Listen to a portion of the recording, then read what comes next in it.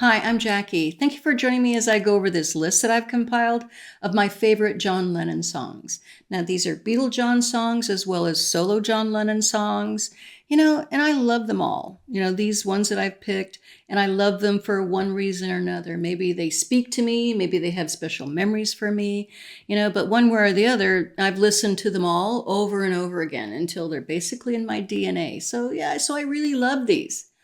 But I'm going to tell you right now, this was not an easy thing for me to do because I have never put together a list before. So, and I've never tried. So this was not an overnight thing for me. Of course, when you put together a list, there's a few that kind of come up to the top, but then all of a sudden you look around and like there's all these other ones. And so how are you supposed to choose? So in my list of 10, plus or minus a couple, I do not number them. So I don't have like a 1 through 10. They're just all equal here in my list. All the songs are equally loved, and that's me. I can't pick a favorite Beatles song. It changes from month to month, quite frankly. It's not like when I was a kid, I had a favorite Beatle, like all the time. And all four of them, John was my favorite one time. George was my favorite one time. That was what was like growing up for me. But now they're all my favorite. I'm like a mom to them, and they're like my kids. I love them all equally, warts and all. Just like with their songs. And so I have some new respect for those folks who do compile those lists. And I love listening to other people's lists. I learn a lot from them. And so this is my go at it. And it all begins with You've Got to Hide Your Love Away. And this is one that I would listen to over and over again because, it was definitely a little bit different, for John, because this is him being a little bit vulnerable, kind of being real with us. And he's doing it in a very upfront way because his voice is right there. And he's even, kind of shouting at us a little bit in that song. And just basically him and his guitar. And of course, the others are on it. But this is John being upfront here. So you see the theme here of my songs. They're basically John kind of stripped down and in his feel. So that's a theme that's the theme here with the songs that I love. But I'm Only Sleeping is the next one on my list, and it's not quite that theme, but it's still John having fun and being himself and enjoying himself like with one of his favorite subjects. And he's talking all about it, saying, you know what, you go do you, I'm going to go do me, I'm going back to bed, and maybe I'll get to it. I can kind of see what's going on, but that's fine. I can just go with I can't be bothered. And this is John. Again, it's a beautiful song. There's a lot going on with it. It's not simple by any means. It's got that backwards guitar solo, and it's got that, guitar in the middle. It's got the yawn, and you have Paul's little high voice there singing, keeping an eye on a world going by. And he goes up there. I can't sing. But that's the other reason I love this song because, back when I was a kid, you listen to songs over and over again and you listen to them over and over again so that you can write down all the words. So I was writing down all the words. I didn't get them all right with this one. But I also learned to sing this one with John because it was easier for me to sing. He brought his voice up a little bit higher. And so my voice a little bit low, a little bit nasally, kind of like John's. Low for a girl, shall we say. So I was able to sing this one with John. I still love singing this song to this day. I was singing it yesterday. And then Strawberry Fields Forever. This one was another special one for me that I would listen to all the time because I was trying to figure it out. It's like going, what is going on here? Is this John? I know that supposedly this is John singing, but it doesn't sound like John to me. So I just kept on going back and forth. I go, maybe they've got it wrong. Maybe it's really not John singing. And it's just like one of those fan magazines I had at the time. It was talking about, Strawberry Fields Forever. And one fan's comment would say, I don't really like this new kind of music. And I'm saying like, Strawberry Fields Forever. What is it? Who is this guy? It sounds like he's singing in a bucket.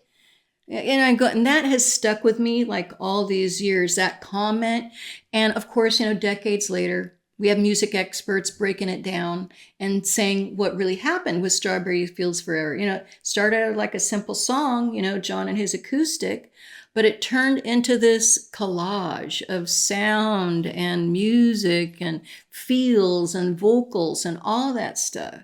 It's a beautiful song. It's a work of art, basically.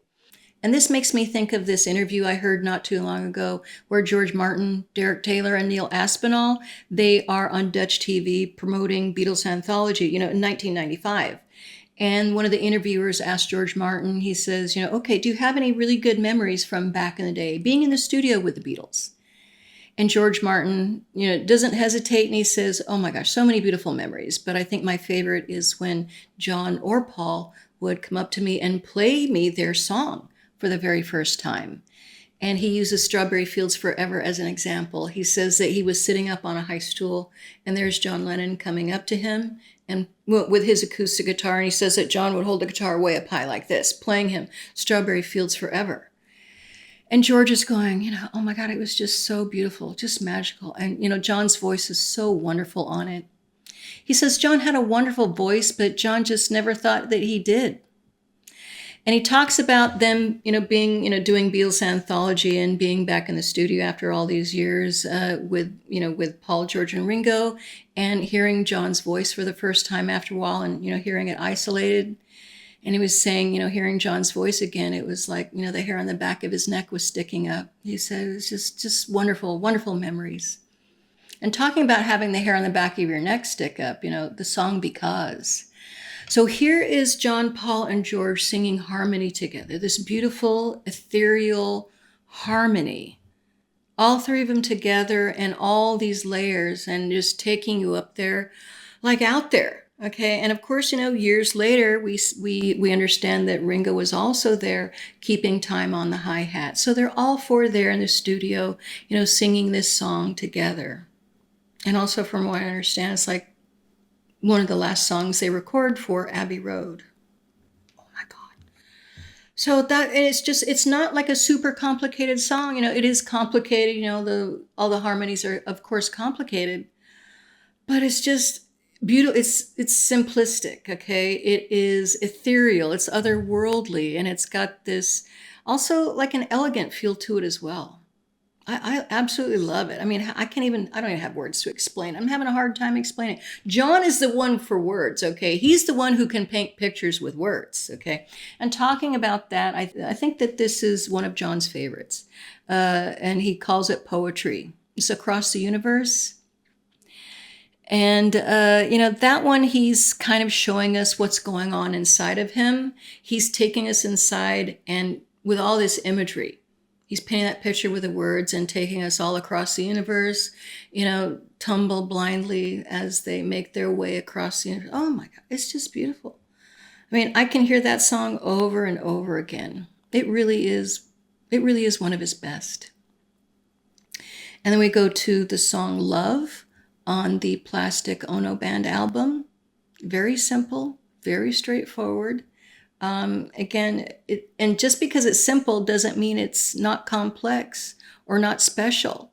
So this is John on the piano, being very vulnerable, talking about love, just being very straightforward. And that's very brave. And it's so much strength there. And I absolutely love it. And then we have Meat City. That's a little bit of a curveball here in my list, but here's John once again, just being very, very much out there. With his words. I mean, John was the best with words. He's painting all of these pictures, like what it's like with him being asleep, what it's like going across the universe, taking us up into the heavens, with his heavenly choir of the Beatles harmonies with Because, and now here he is taking us on this, tour of the city, taking us on a tour of Meat City, where it's chicken plucking, meat sucking, all these crazy ass words, okay? He's being snarky, he's being nasty, he's being rough and snide and dirty. It's kind of refreshing in a way, and I love it. It's raw, and it's rocky, and it's out there, and it's messy, and I love it, okay? It's absolutely pure John. I absolutely dig this song. I used to listen to it over and over again. There's all these little surprises in it. I absolutely dig it. And even at the end, we get this John chatter where he's saying like, who is that? Who is that? I absolutely love it. It's fun. Just like I'm Only Sleeping. It's fun. Then we have Angel Baby, not messy, not snarky, not dirty, But John leaning into this cover song, in his own words, he says, this is one of my all-time favorite records here. So here's this Angel Baby. He recorded it when he was recording the rock and roll album, the song where there's all these covers here, but this didn't make it on the rock and roll album. It didn't, it didn't come out until after 1980 on Men Love Avenue, but at least it finally came out. I mean, there's really something special about this record. I think it's because John loves it and he really leans into it. He's romancing us all, and nothing is wrong with John trying to get me to fall in love with him again with his voice. I dig it. I love it. And then the acoustic version of Real Love. And, in this acoustic guitar version of it, yeah, he uses the words real life. And I think, according to what I've read, this was recorded maybe 79, 1980. He'd already done a lot of versions of it, like the versions on the piano where he calls it Real Love. So I always refer to it as Real Love.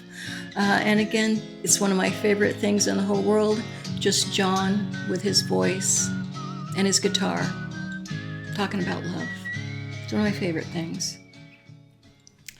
And here he is again talking about love with Beautiful Boy on the Double Fantasy album. Now, I wasn't quite 21 when this song came out, and when the record came out. And the first time I heard it, I cried. And I didn't know why I cried. I could just tell it was emotional and sensitive and beautiful. But when you get older and you have kids, I kind of understand, where John was at that point in time, because when you have kids, you kind of want to reset. You want to kind of make things better for your kids and your life. You just look at the big picture then. And you do things just for them, and more optimistic, more positive, more future-oriented. You're looking forward to that future. And this is where John was. John had this hope for the future with Sean and with everything. And that's why I still cry when I hear that song. And that's 10. Of course, that's 10, but obviously I have a few more that I really love, and, of course I like Help, and I like Ticket to Ride, A Day in the Life, Walrus, Glass Onion, Sexy Sadie. I mean, oh my God, I dig all of those songs. I mean, there's just so many more. What am I supposed to do? They just all kind of come float. You pick a few. Okay. And then all the other ones kind of say, hey, how about me? How about me? So that's exactly what happens after I get to 10. So number 9, Dream, kind of wanted my attention. So I love number 9, Dream. Because again, here's John talking about dreaming, talking about sleeping, very John with number 9.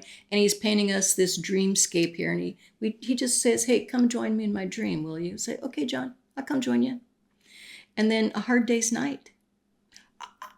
I love that song. Yeah, it's very Beatley. It's a very Beatles song, but it's a John-led Beatles song. And to my way of thinking, it kind of encapsulates everything that was going on with him, like there in 1964. Because, okay, you've got the height of Beatlemania. Okay, so you've got that song, and they're writing all these songs, and then they've just conquered America, and they're making their first movie, and they got to come up with a title for the movie. Then Ringo steps in, so you got a classic Ringoism, and then you have a classic John thing when he's told to write a song overnight, and he comes up with this classic hit song right then overnight, and you have that classic opening, you have that opening chord that everybody knows. It's unique. Once you hear it, Hard Day's Night, when you hear it, there it is. And then you have Paul doing the middle 8, harmonizing, doing this. You got 2 leads going on basically. And then you have George Martin in there with George Harrison, George on the guitar, George on the piano, and speeding everything up to create that middle, that solo in the middle there. It's just like magic. This is Beatles magic and everything going on there with them. And I love the bongos. Okay, I absolutely love the bongos. Give me the bongos. Do not get rid of the bongos when we do the remixes and the remasters with A Hard Day's Night. Keep those suckers in there because I'm running down the road with them. I dig it. I absolutely dig the bongos in that song, And and I just love that song. And at least that's my take on it. And this is my list here, basically. Make of it what you will. Maybe some of mine are on your list as well, maybe, because I think all of these songs are great. It was really difficult. It truly was. Thank you all so much for being here with me again. I really and truly appreciate it. And until next time, peace and love one another, you all. Take care. Beatles is Beatles, Beatle. In the end, it's like, oh, sod off with the Beatles,